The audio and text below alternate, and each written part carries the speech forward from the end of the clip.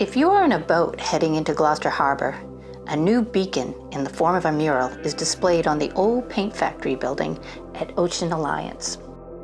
It paints a dire warning about the predicted sea level rise for the next 80 years. The mural is a project by the Cape Ann Climate Coalition and was created by one of its members, artist Jim Seavey. Let's explore sea level rise, coastal resilience, and learn more about this mural on Everything We Do Matters.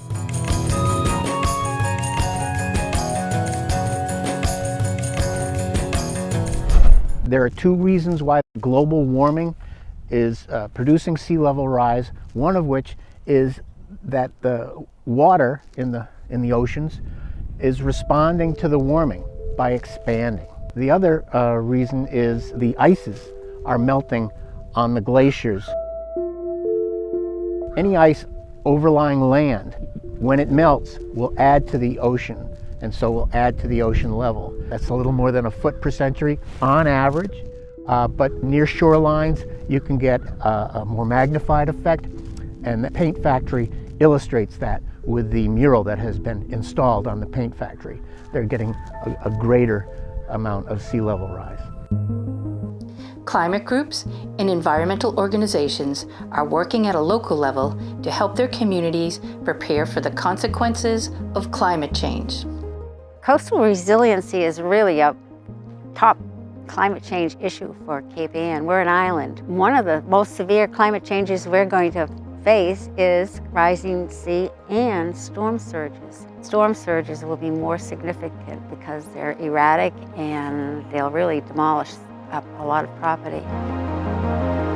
We wanted to put up a sign where lots of people could see it, and I think the harbor's a good place for lots of people, Gloucester residents, Cape Anners, and everybody, tourists come in the summer.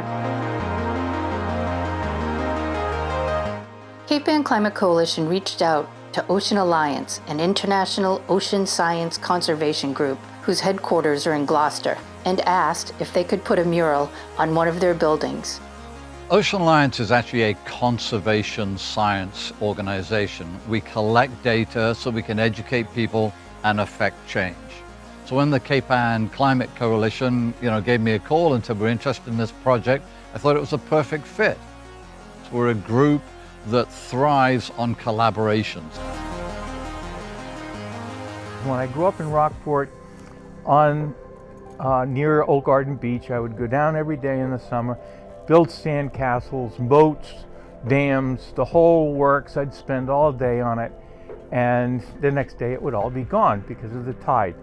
So in my gut, when I hear that the tide is coming, I want, it's like the British are coming, the tide is coming, and I just want to help people become aware of what is going to be necessary to do. The mural is painted on weather-resistant plywood. Jim Seavey spent the month of September at an outdoor space at Ocean Alliance, prepping and painting the mural and also supervising a group of volunteers who helped with the project. The final step was to mount the panels to the sides of the building. It was done at low tide because at high tide, the water levels would be lapping at Jim's feet at the base of the mural. The data on the mural is from Woods Hole Oceanographic Institution and Climate Central. It shows a predicted height of tides and storm surge. The highest point in the mural shows the peak of storm surge in the year 2100 and is almost 21 feet tall. He did not use numbers for the height of the tides. Instead, it is a visual presentation to create a visceral reaction for our future yet to come. I heard the idea about the sign, I got it, I liked it, but then when I saw the sign, I'm like, whoa, that's bigger than I thought. So even I was educated. Jim explains how to read the mural. The vertical white stripes indicate 20-year gap. The green at the bottom indicates the average high tide as it will increase over the next 80 years. And the blue line indicates the peak high tide, or what they call the spring tide or the king tide, the highest tide of the year, which happens once or twice a year. Now the red area is based on a very, very site-specific, Gloucester Harbor site-specific data on probability of a 5-foot increase in the tide during a storm. Beyond 2040, the probability is 100% that there will be 5 feet of storm surge. So that means no matter what is underneath it, whether it's a spring tide, a low tide, or a high tide, there will be 5 more feet of water in the harbor during a bad storm. Our coastal communities will need to adapt to the coming changes in sea level rise.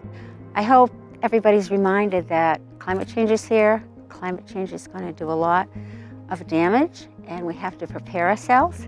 And we can survive this if we're prepared and if we know how significant it's going to be. Adapting to climate change and planning is essential, but it is not enough. The way to stop global warming and hence climate change is to reduce our pollution due to fossil fuel burning. That's a start. And trees along with kelp beds and algae beds are great photosynthesizers, and they can help in the short term because they can sequester the carbon for a century or more. We need more groups like the Cape Ann Climate Coalition, groups of sort of like-minded people that want to affect change rather than just sitting at home doing nothing and being full of despair. And the government really has to start changing its subsidy strategy, the one involving phasing out fossil fuel use and phasing in these alternative renewable sources of energy generation. By not taking action, we are denying future generations the right to a healthy and sustainable planet. Bad things are already happening. Where I go to high school, it floods every winter because of storm surges, and that shouldn't happen. And I remember being young, and I remember seeing bad things happen with the climate, and I remember thinking, wow, the people who are grown up, they have to do something to fix this. Things are going to go wrong. And now I'm grown up, and I'm here, and the problems are still here, and they're getting worse. Seeing that mural really made me think, like, what are we going to do if we don't do anything about this? There's not going to be anything that we can do. I think that this should stand as a call to legislators that we need something to be done on a bigger level than just climate marches. We need people to take action who have the actual power to take the action that needs to happen.